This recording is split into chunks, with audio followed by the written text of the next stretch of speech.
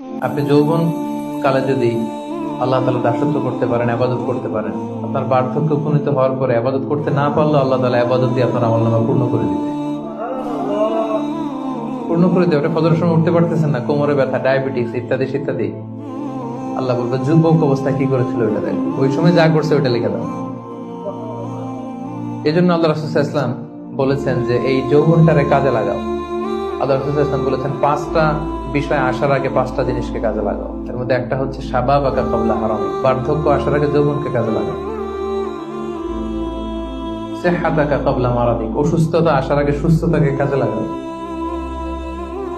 গিনাকা ক্বাবলা ফাকরিক, গরীব হয়ে যাওয়ার আগে তোমার ধনাঢ্যতাকে কাজে লাগাও।